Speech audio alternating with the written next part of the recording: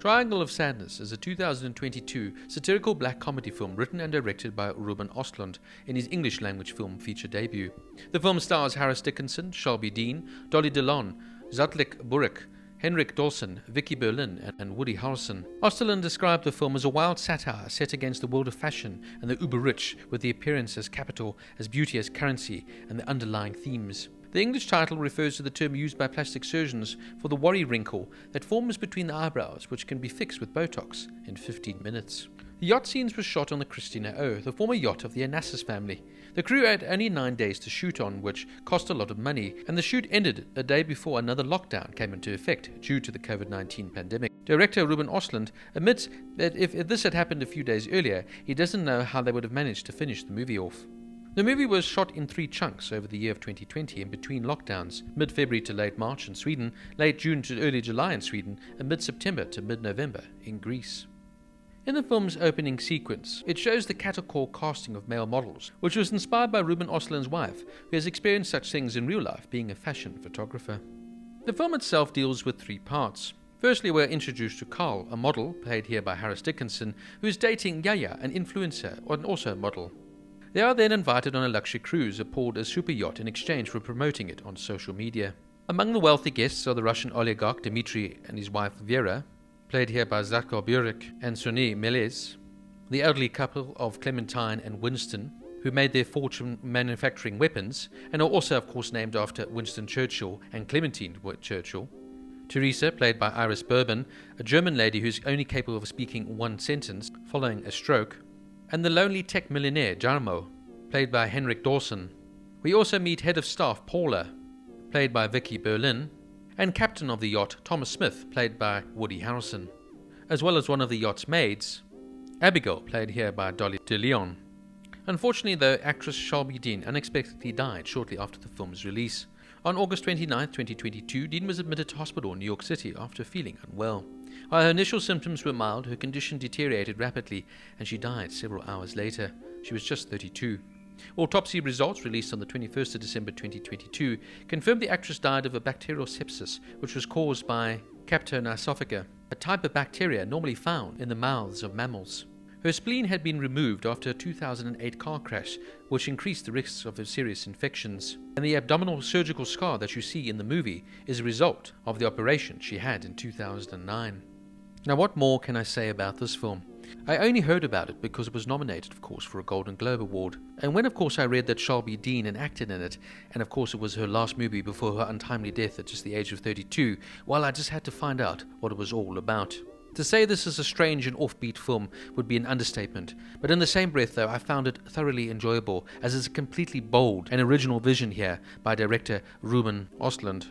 The film starts with the model casting, and then you go to a scene now between Yaya and Carl as they fight over who will pay the bill after having dinner. At this point you feel this film would entirely be about this relationship. Suddenly now though, you are taken to a yacht and introduced to these multiple array of different characters. Still, the primary focus though remains on Carl and Yaya.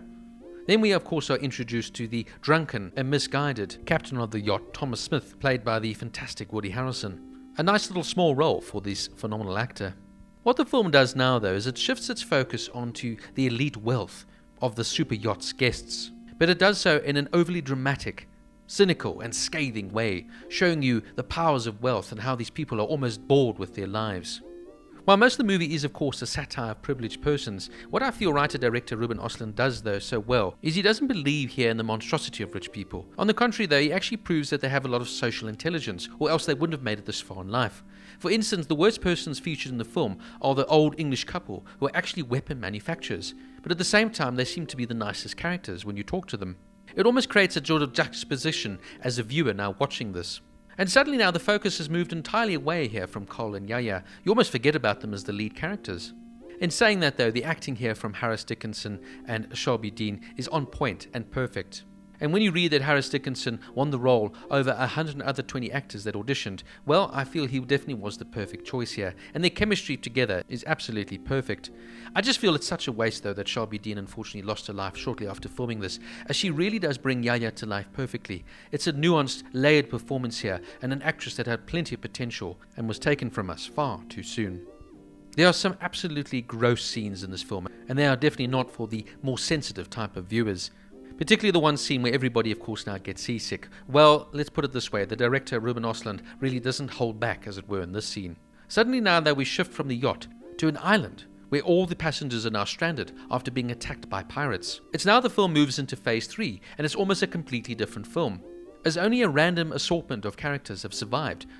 Of course, Yaya and Carl are two of the survivors, but they become part of an ensemble cast now, as now we see the role of Dolly de Leon's Abigail take the forefront as the leader, as she of course now can make a fire, hunt fish, and decides that she is now tired of being considered just the maid, but rather now she is the captain of these people on this island.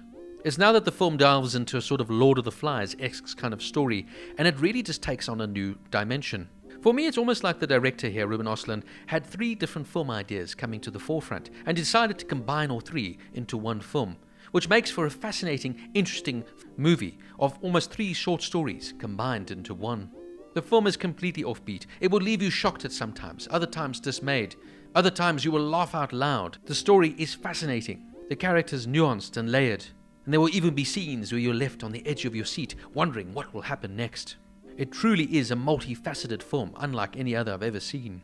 For me, this is an audacious piece of filmmaking, with a fantastic script and a cast who really took on their roles perfectly.